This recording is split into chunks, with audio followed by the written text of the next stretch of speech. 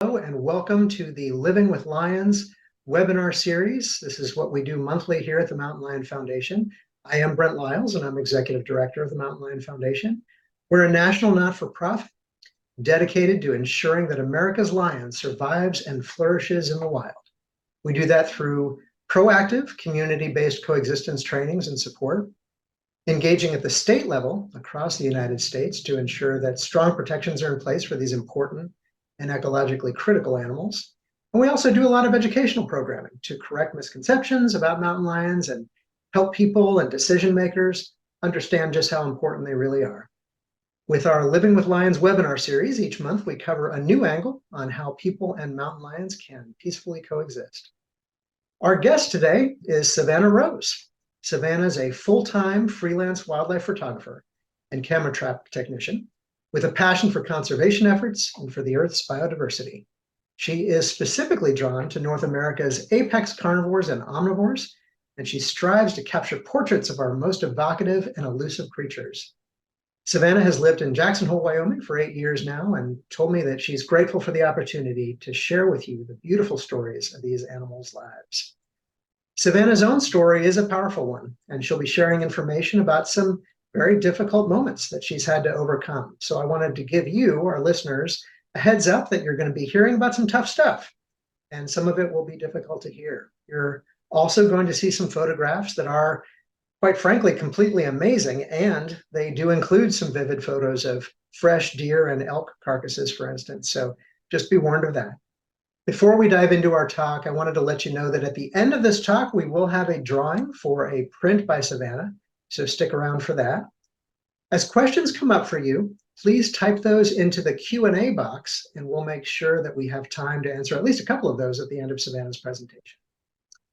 Savannah, hello and welcome. Thank you so much for being with us today. And from here, I'll let you take it away, and then we'll come back together online at the end of your presentation. Okay. Hello, my name is Savannah Rose, and I am thrilled to be able to present to you all today. First of all, thank you so much for the opportunity, and a huge thank you to everyone here who is interested in hearing a little bit about my life. Some background for me and the work that I do: I am a wildlife photographer and camera trap technician with a special interest in conservation photography. I am most passionate about documenting the secret lives of mountain lions and showing them to the world, as most people do not get to see their true nature. I believe that by letting people get to know the mountain lions that coexist peacefully around us, we can encourage more interest in their conservation and demystify the stereotypes that exist around these beautiful, secretive cats. I was born in Singapore, which is where my initial interest in wildlife began. I've been obsessed with wild animals as long as I can remember. When I moved to the United States, Atlanta to be exact, I enjoyed the riparian woodlands full of reptiles and amphibians, developing a special love for birds of prey. I would spend all my allowances on books, especially photography books of big cats all around the world. I became obsessed with the idea of seeing a big cat in person, and I probably drew thousands of pictures of lions through my childhood. As I grew up, I became a fine artist who primarily did wildlife art in pen and ink, and I went to art school to pursue becoming an illustrator. My life changed very suddenly and drastically when my father committed suicide in 2015. I don't want to dwell too much on the details, but my life was fundamentally uprooted, and I suffered tremendously from the loss, especially struggling with post-traumatic stress disorder. The circumstances of his death were extremely traumatic and sudden, which I found myself unable to cope with. As a result, I began to self-medicate with drugs and alcohol. This quickly grew out of hand, and I was using constantly to avoid having to process the events that had traumatized me so badly. A few months after my father's death, I went to rehab in Salt Lake City, which was the beginning of my time in the West. I spent 90 days in a facility, which was helpful, but ultimately I had yet to find a way to save myself from the detrimental thought cycles and patterns of behavior that were eating me alive. I moved up to Jackson, Wyoming afterwards, immediately falling in love with the beautiful mountainous scenery and vibrant town. Something in me knew that I would find salvation here, but I didn't know how. I wish I could say I immediately began to improve, but I actually became more and more depressed, even surrounded by the most surreal beauty I'd ever seen in my life. I was out of shape, an alcoholic, and on way too many pharmaceutical drugs. I spent all my time numbing myself with whatever was on hand. For years, I avoided even thinking about my family and descending down a path that had claimed my own father's life. Throughout this, several moments cut through the darkness, and in hindsight, I can divine those moments as the stepping stones that led me off of the tragic path that I was on.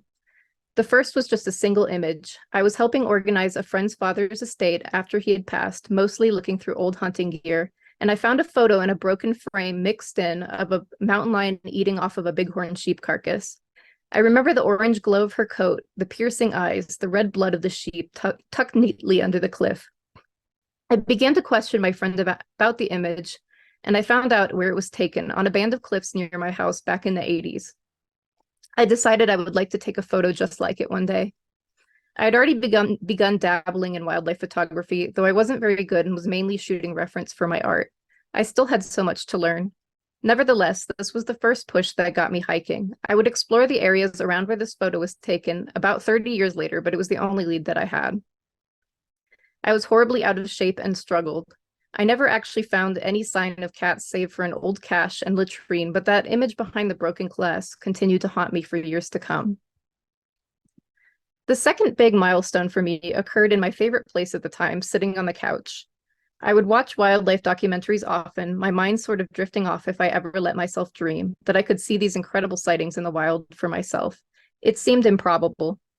On this particular day, the program on Nat Geo's channel was Big Cats in High Places, a cougar film that coincidentally took place in Jackson, where I live.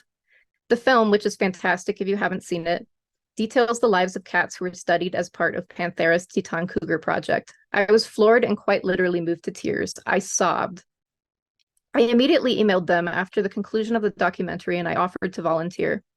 This was my first exposure to field work and really my first chance to bushwhack. Leaving trails seemed intimidating at the time, but I was so excited to leave the routes left by mankind and start walking on trails created by animals. I learned basic fieldcraft, how to track, the art of interpreting animal sign. I was just doing really basic hikes, and I only did a few, to kill sites for data collection, which, to be honest, was a total disaster in the end. I was not even close to being in shape to walk in the path of the lion. I was sick inside and out from what I was doing to my body. The last hike I did was a nightmare, which is kind of funny in hindsight, where I was vomiting every 10 feet, basically all the way back to the truck. Shout out to Michelle Pedgel for saving me on that day without getting search and rescue involved, and also for introducing me to the addiction of cougar tracking. After that incident, I was more depressed than ever, and I felt like my dreams were hopeless. Nevertheless, this obsession with finding a mountain lion never left me completely, despite how it seemed like I would never have the physique to accomplish what these researchers had. For some context, I was always underweight as a kid, struggled with eating, and into adulthood, I was very out of shape still and also easily exhausted.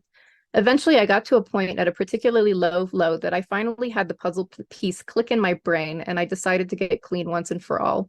Some say you need to replace one addiction with another. This was a dynamic process. It wasn't overnight, but I started to finally become a functional human, as I had spent my entire adult life mostly as a mess with a massive chip on my shoulder.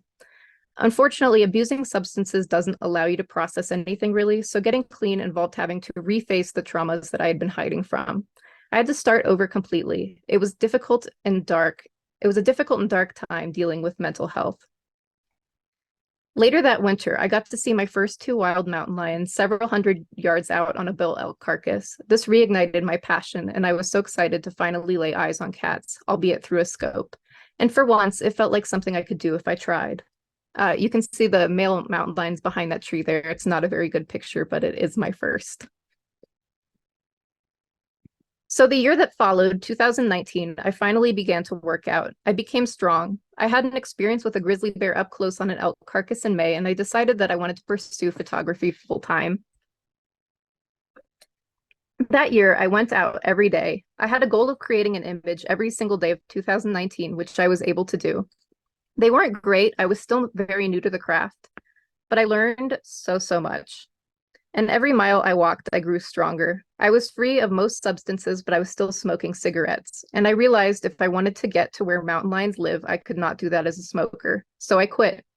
Every stage of my recovery came out of the love of the wild and the pursuit of the wildest of quarry, the ever so alluring and secretive puma, the one animal here with a mostly healthy population that most people never see.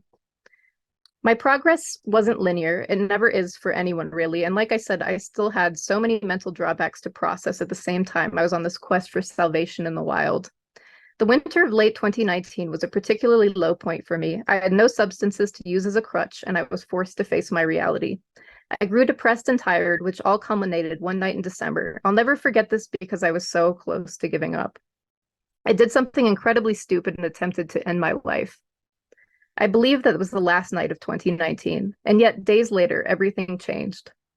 I was driving home from therapy, and I saw a couple photographers on the sidewalk at the Maverick gas station, their lenses pointed dramatically up the cliffside.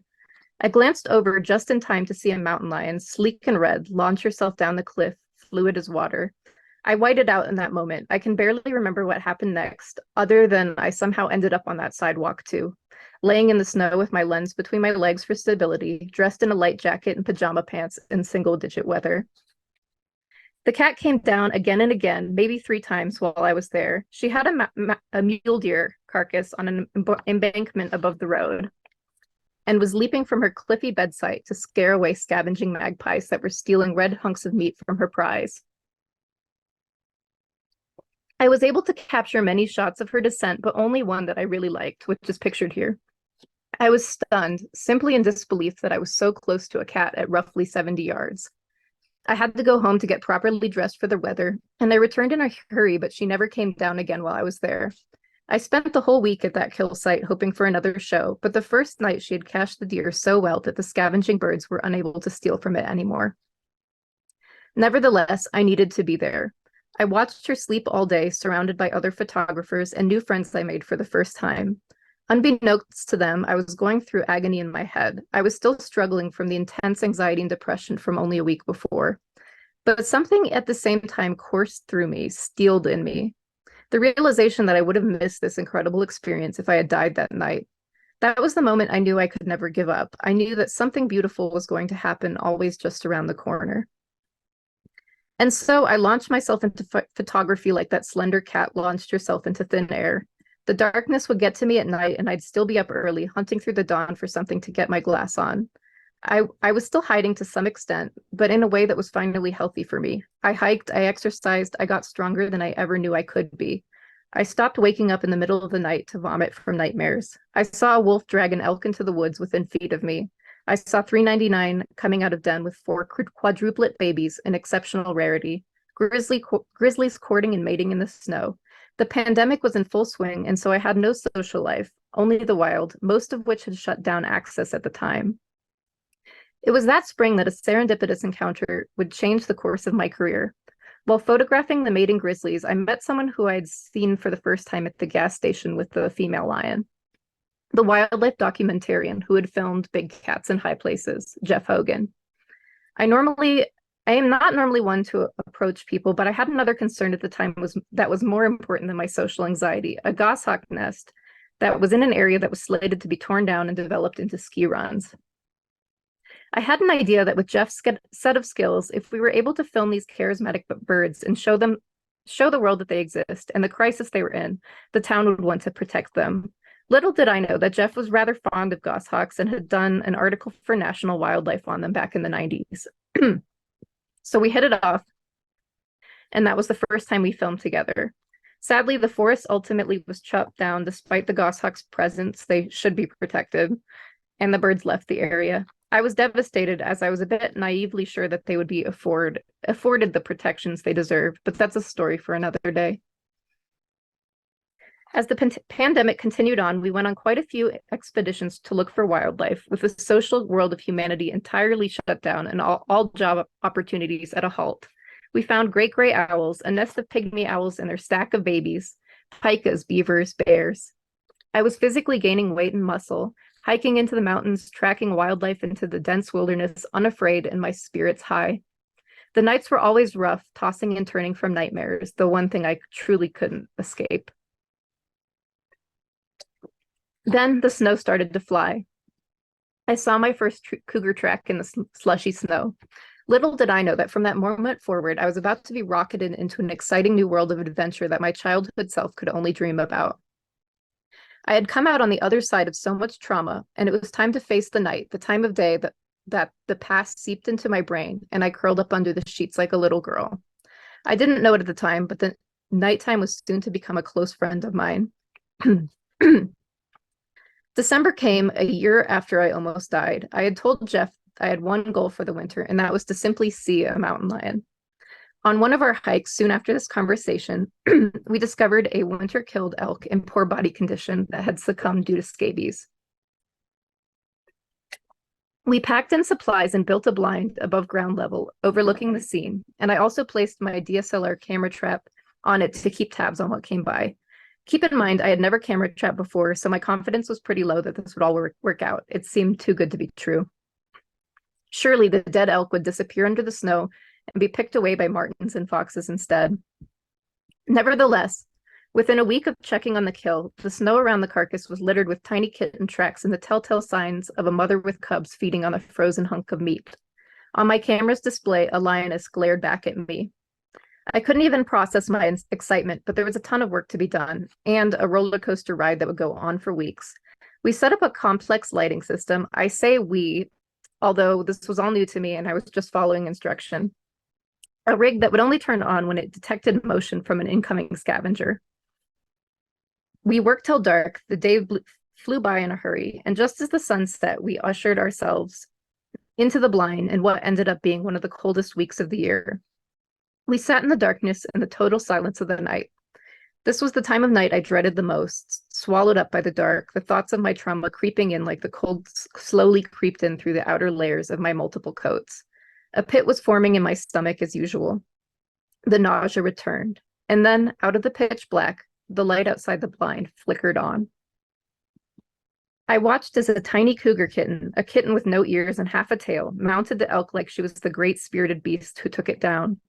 2 other kittens gingerly stepped in after her, and the earless cub began to spit and yowl, aiming smacks at her siblings while she perched atop the frozen swell of the animal's rib cage.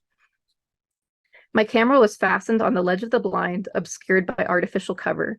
My breath caught in my chest when the mother appeared in the light. She was slender, far paler than the other lion I had seen, almost tawny like a deer. Her eyes darted around, clearly assessing the area for danger. My trembling hand brushed the touch screen on the back of my DSLR camera, which caused the mirror to slap up, a noise that wouldn't particularly be called loud, but sounded like a tremendous oak door slamming shut in the quiet of the snowy night.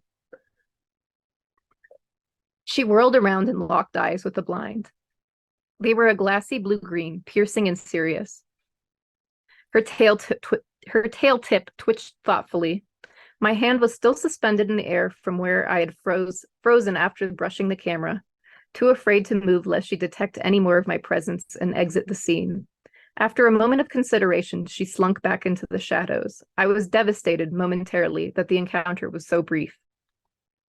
But she never called the cubs back. If I had to guess, she resumed watching us carefully from the safety of the dark.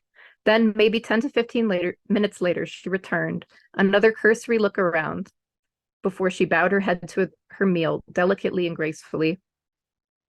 The night was dead silent, but for the sounds of her carnassial teeth crushing through the frozen flesh and bone. The cubs plucked at the elk's chest and rump, darting to a log in the background where my camera trap was set up to frolic and play. I don't remember how long we sat in that blind that night, until the cats finished eating and the remote lights flickered off.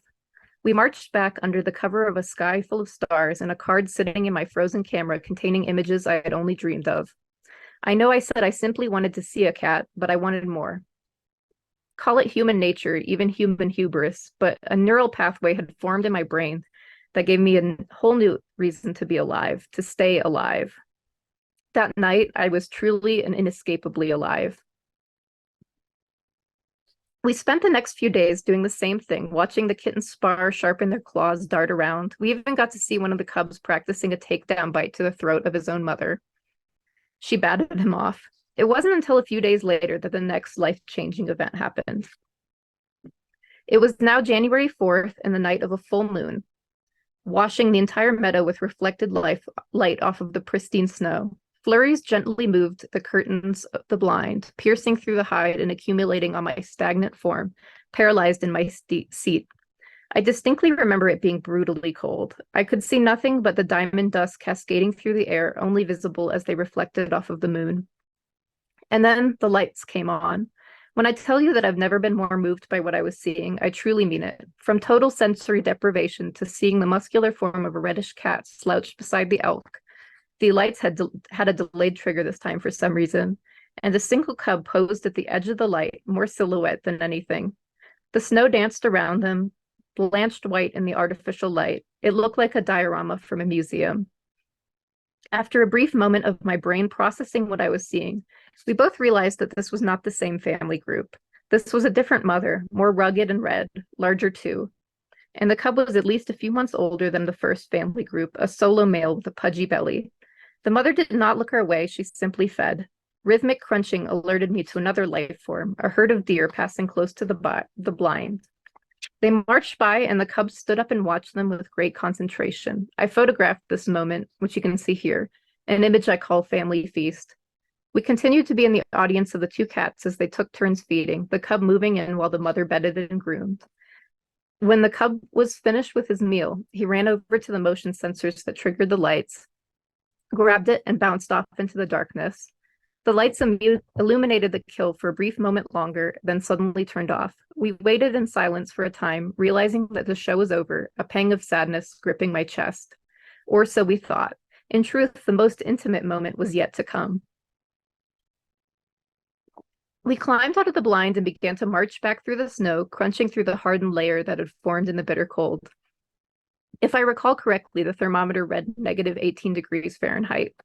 We had headlamps on, waddling through the darkness in our giant coats, which soon reflected dozens of pairs of bright yellow eyes in the meadow, the herd of deer we had seen earlier.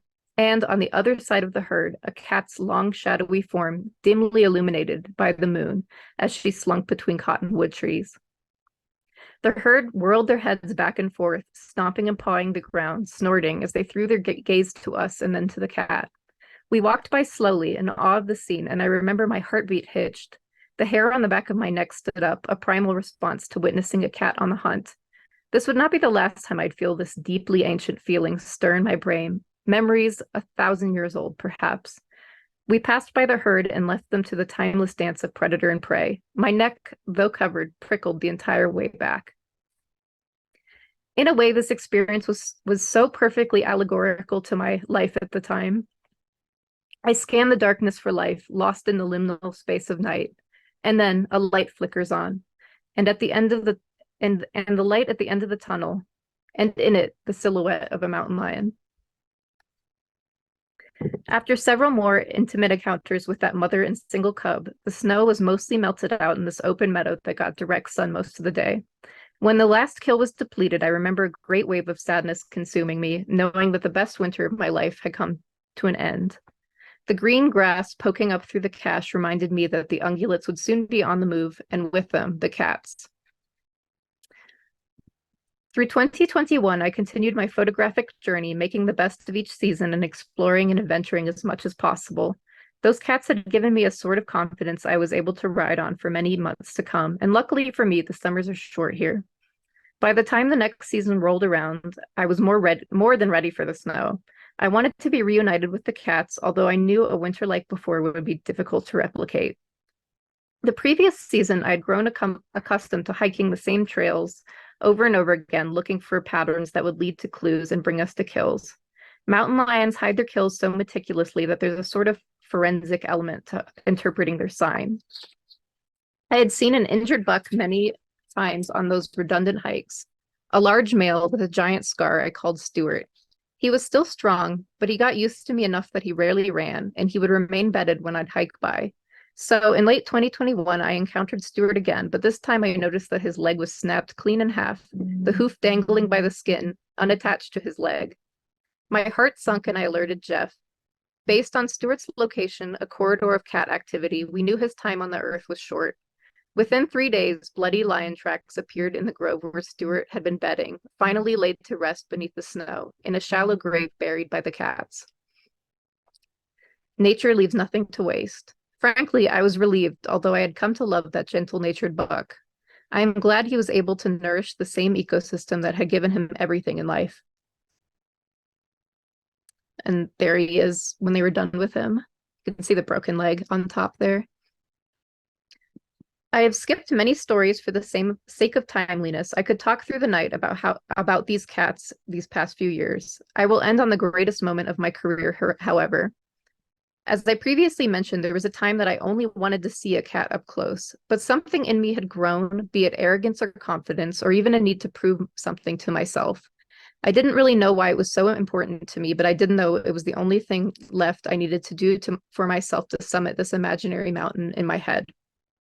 I wanted to be up close with a cat, consensually, and photograph him or her alone. Fast forward to the fall of 2022, Jeff was overseas and I was doing a lot of hiking and tracking by myself. I had been following the tracks of a mom with kittens on and off, but not finding any kills. I decided to try again the next day, but much further down the corridor where I anticipated them arriving. I did ultimately cut cat tracks next to a stream, but it was very cold and the hoarfrost from the stream coming off the water had obscured them significantly. I could only really tell that they were cat tracks by the roundness and gait. I followed and found a cow elk carcass half underwater, half cached into the bank. I had to stop and take in what I was seeing for a moment. It was almost absurd.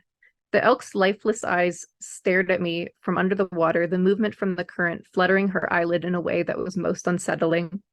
Her hindquarters were sloppily cached, and she was not consumed.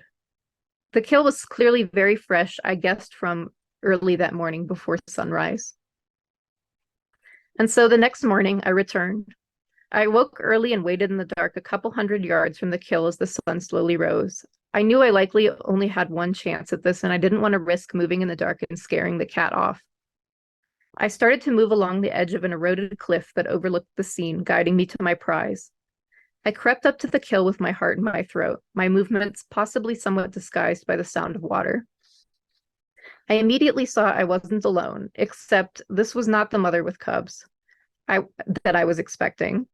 This cat was twice the size of any that I'd ever seen before, scarred and muscular, frantically trying to catch the elk, which was now entirely in the water.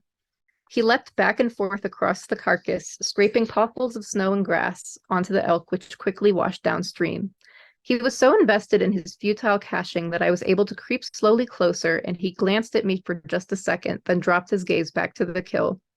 I paused. He did not sulk off. He just continued to go about his business, and so did I, inching forward in the snow until I was within range of him. I spent about 30 minutes or so in his audience. Most of the images were unusable as he was just desperately caching the elk or trying to. He was soaked from the stream, and every thrust of his paw sent an arc of freezing water through the air. As the sky grew lighter and lighter, I wondered if I'd actually get a shot worth putting on my wall. I was completely okay with going home with nothing astounding, in awe of this great animal who for some reason consented to me sitting so close to him. Finally, I think he realized that caching the elk was futile. He dismounted the carcass, placing his 2 front feet on the bank. Only then did he cast a serious glance at me, and we met eye to eye. I raised my camera slowly. I could not believe what I was seeing in the viewfinder, those yellow eyes thinly veiled with a green haze piercing back at me. I had tossed my gloves aside and my hands were quickly going numb, but I needed the dexterity to manipulate the camera. I knew this was my one opportunity, and I thought it would be brief. Boy, I was wrong. The cat regarded me for 2.5 minutes, his head occasionally dropping up and down, moving over my entire form. His ears would twitch and rotate every time a raven cawed. I wondered if he would shoot up the bank and meet my throat with his teeth, the nerves in his canine finding the frail human vertebrae within.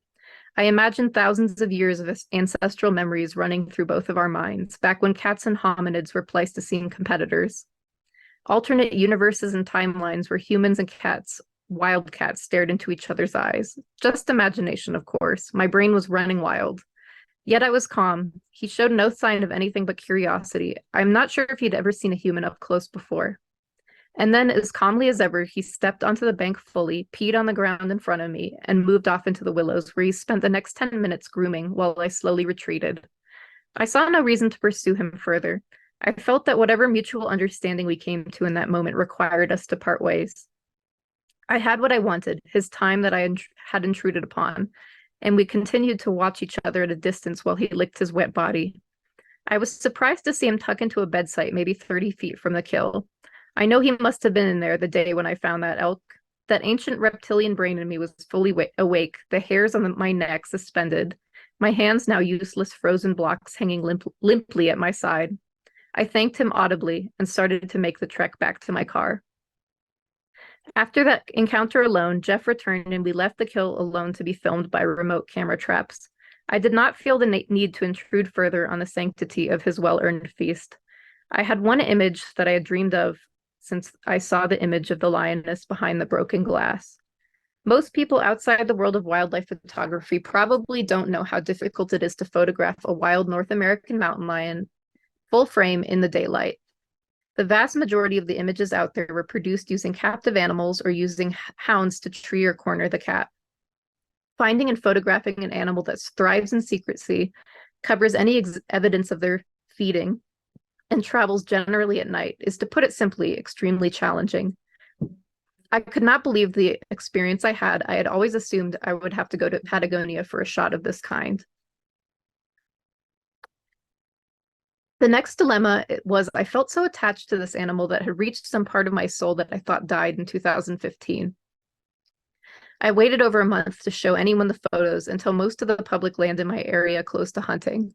I didn't want to inspire anyone to go after him, as a mature Tom is considered nothing but a trophy kill to some. That is the sad reality of cougars in our country. Here they are often seen as a pest or as an animal worth more as a carcass on the tailgate. At least the wolves and grizzlies here, persecuted though they might be, have ecotourism to inspire people to want to conserve them. Our cougars only have a fraction of the passionate support. And that is why ultimately my goal is to show people cats as they are meant to be seen, alive and well, cuddling with their cubs or posed regally in the night, not growling from a tree as snarling hounds bay from below. The stereotypes of cougars continue to be perpetuated by the media, published by photographers who visit game farms or photograph lions treed on a hunt.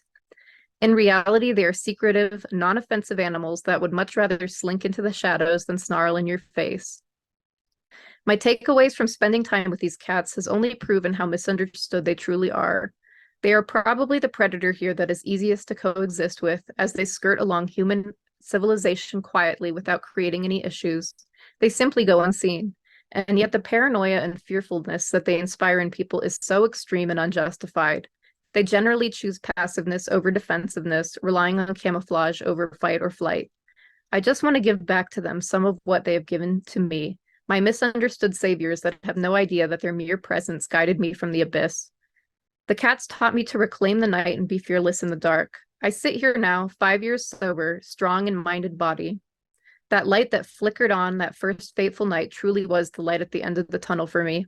And little did I know that I just had to follow thousands of plush round tracks in the snow to find myself again. For that, they have my deepest gratitude.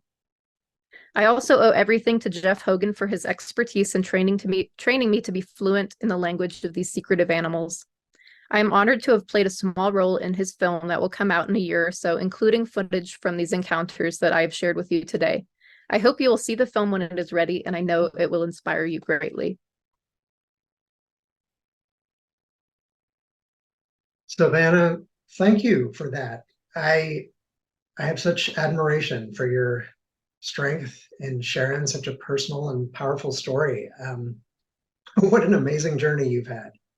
I'm so glad that you wrapped up with this particular photo, folks. Savannah was selected this year as one of the 12 photographers to share their images in the Mountain Lion Foundation's 2024 calendar. This image you're seeing right now is one of the photos in our calendar. And Savannah, your presentation reminds us that every one of those pictures in our calendar has a story behind it. Here at the Mountain Lion Foundation, we spend a lot of time every year looking for the most amazing photos out there, and all of them come from photographers like Savannah with the highest ethical standards. If any of you listening today would like more information about getting your hands on a copy of our calendar, which comes out in just another week or two, visit our website at mountainlion.org. Follow us on social media or just give us a ring. I do have to mention that they make excellent holiday gifts. Okay, Savannah, back to you. And folks, if you have questions for Savannah, please do enter them in that using that Q&A button at the bottom of your Zoom screen. Um, Thanks again for sharing your story. We have some good questions coming in. So let's turn to those now. First off, one question is, what are some of the biggest threats that mountain lions face in your home state of Wyoming? So here in Wyoming, our cats are still persecuted, despite them also having to compete with other large carnivores like grizzly bears and gray wolves. Recent legislation passed to allow a extended chase season, where houndsmen can run their dogs on cats outside the usual hunting season, which just adds more pressure to their already very difficult lives. Also, quotias in the area have been raised this year to supposedly help out mule deer populations, which suffered last winter because of extreme weather. It is silly to take out cats, most of which adult cats are elk hunters here, instead of focusing on habitat restoration for the mule deer or conservation or limiting human harvest of mule deer. Also, the neighboring states of Idaho and Utah have essentially declared war on their cat populations with next to no rules on quota seasons, even snaring and trapping, which I believe is now legal in Utah. So the cats out west are not well loved, unfortunately. Yeah, thank you. And certainly that's something that the Mountain Lion Foundation engages on really frequently. And we have more information about that on our website as well. If you have questions about your particular state, you can find more at mountainlion.org. Savannah, we've had a couple questions come in about where you're doing your photography. And I would assume that you need to protect or sort of preserve some secrecy about that. But what can you tell us about where you've taken a lot of these pictures? So a lot of people tend to think there are like honey holes or sweet spots for cats, which sure is sort of true, but they are all over here. They're all over this area. You can find them wherever the prey is. So I've shot images of cats pretty much all over, from public land to private land. I've seen them in the park. I can't do camera trapping in the park, but there are definitely cats in the park. But I think a lot of people think that there's some secret to finding cats, but the secret really is to follow migrating ungulates. There's a lot of corridors through this area. It's just about defining corridors and finding where the ungulates are moving through, and then the cats will be following that. And as a more general statement for those who don't know, I am in Jackson, Wyoming, so northwestern Wyoming. Yeah, thank you. We've had a couple questions that ask about, whether you've had scary encounters. And I guess you started to address this a little bit in your presentation, but is there anything else you'd like to say about that? I have never personally had a threatening encounter with a cat. I have friends who have. I'm aware that they can be defensive. It's pretty unusual, especially at a kill. They're very non-offensive animals. The only time that a cat has kind of stared me down is like in this picture. I did, of course, some part of you wonders if there's going to be aggression, but for some reason I just didn't, I didn't feel any hostility from the encounter.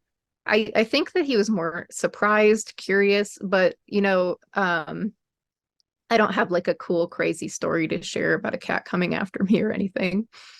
It's kind of mostly just, like a instinctual reaction to being around them that feels scary, but no, a cat has never threatened me once. I hope it stays that way. Well, thank you. We've got a number of questions coming in. We'll probably have time for just a couple more. What tips do you have for folks who want to get into camera trapping? Camera trapping is a lot of fun.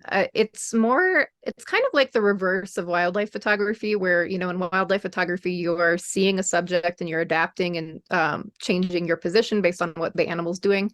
In this, it's the opposite. So you're picking a composition before the animal's even there. So the best things I can tell you is especially get very familiar with track and sign. Being able to interpret the language of animal sign will teach you a lot about what's happening in the area.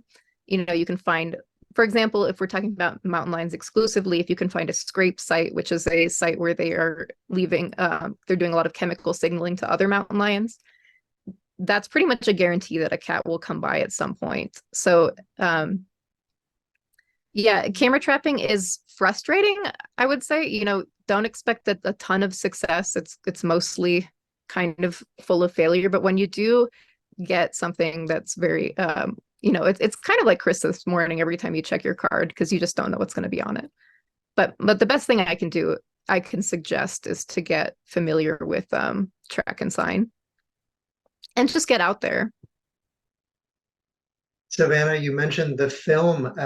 Could you tell us a little bit more about that and remind folks what the title of it is going to be? So I only played a small role in the film. I'm just assisting with locations and finding things. I can do some of the fun stuff, which is finding kills that Jeff can set up on. I'm not sure if there's a working title yet, but it'll be out in a couple years, and I really hope that you guys will check it out because there are so many cool encounters that are just I can't even express how much footage we have of these cats from some of the things that I described in this seminar and so much more. Yeah, I like I said, I play a small role, but I hope you will seek it out when it's ready. Yeah, well, and I can encourage people to get on the mailing list at the Mountain Lion Foundation because when we see cool new films come out about mountain lions, we're often sharing them through our email list or through our social media and so on. And We've had, something go ahead. well, I want to express one thing too about the film is that it's based in reality. It's very real. Like all of these situations are real, raw, uncensored nature. They're not formulated stories. These are true stories. I can personally vouch for that. These are things that have actually happened in the wild with characters, and the story is dynamic. The characters are dynamic, and they're all real. It's a true documentary, as nature documentaries should be. Well, and the images you've shared today are so evocative. I mean, the sense of realism just sort of explodes off the screen. I mean, they're amazing. I think they're amazing. Thank you Um, so much. yeah. We've had a couple different questions come in about how to get involved and how to help mountain lions, not just in Wyoming, but across the country. What would you recommend to people that they do to get involved with mountain lion protection? And or is there something that you would recommend specifically about um, mountain lion management in Wyoming and elsewhere? Well, we know for a fact that predators self-regulate, and our cat numbers are regulated by their own population and by other predators. They don't need a harvest season to quote keep them in check and all of that nonsense. But the best things that you can do, I think, follow nonprofits like this one, donate if you can. Another thing too is that when a lot of these legislations come out, there is a comment period where you can submit your opinion and vocalize support for these cats, which they don't get as much support as I said, as wolves or grizzlies, which again, it's not a contest or anything, but we do need people to kind of rally for cats because they don't as much. A lot of times, like in the case of our mountain lion harvest this year, most of the comments that came in were not in support of it, yet it still passed anyways. But it is still important to let your legislators know that you do not support these really ridiculous things that are happening in all the Western states recently. But then also, like, if you don't have money or you can't get involved, just something as simple as being educated on social media or sharing images or sharing films about these cats, just reminding people that they exist here and that they exist alongside us very comfortably. They're in your backyard and it's okay. It's, they are a peaceful animal. Don't be afraid of them. All right. Well, thank you so much. I want to add to that that a big focus for us at the Mountain Lion Foundation is helping people out there across the country stay informed about what's going on with mountain lion protection in their communities. And so as we see opportunities to write to your wildlife commission to let them know that you oppose this or support that, that is something that we can offer at the Mountain Lion Foundation, is to help people connect with them. So again, mountainlion.org is our website, and join our mailing list and let us know what state you live in, because the action alerts we send out are typically targeted for certain states. All right, there's lots more questions, but we've got to wrap it up. So thank you, everyone, and thank you, Savannah. This has been a wonderful discussion. I hope you enjoyed it as much as I did. As we mentioned earlier, we have a print to give away, and our behind-the-scenes webinar team has selected the winner. Congratulations to Ryan Trimble. Thanks for tuning in, Ryan, and we'll follow up with you afterwards. Thank you, everyone, for tuning into this Living with Lions webinar. With members in all 50 states and around the world, the Mountain Lion Foundation's work is funded by you, individuals who care about mountain lions, their habitats, and the world we share with them. If you're not already supporting our work, you can become a member at mountainlion.org. On the website, as I mentioned earlier, you can also learn more about these amazing animals and find out how to be an advocate for mountain lions in your community. If you join or renew your support today at the $35 level or higher, you'll receive our exquisite 2024 Mountain Lion calendar, which, as I mentioned, features 12 stunning images in the wild. For our next Living with Lions monthly webinar, coming up on November 15th, we'll be talking with Tiffany Yap, a dynamic conservation scientist who has just published a graphic novel, Tales from the Urban Wild, A Puma's Journey. It'll be yet another great talk, and it'll be hosted by our Director of Policy and Advocacy, Josh Rosenau. And then in December, our final webinar of 2023 will be on Wednesday, December 6th. That one will be a special event because it'll feature a look back at the Mountain Lion Foundation's successes in 2023, as well as a look ahead to what we've got in store for 2024. I'll be back to host that one in December. And in the meantime, thank you again to Savannah. Thank you to Chelsea Robinson, our operations manager, who has been helping behind the scenes today to make sure this webinar runs smoothly. And thank you especially to our many members in all 50 states and beyond. That includes many of you listening today. Thank you. You've made this series of webinars possible through your generous support of the Mountain Lion Foundation's work and programs. We hope you can join us next month, and feel free to invite a friend. Thanks, Savannah. Thank you. I really enjoyed this opportunity. I really appreciate it. You bet. It was a pleasure to have you on the webinar. Thanks, and folks. Thank you. You bet. Thanks, folks, and we'll see you next time.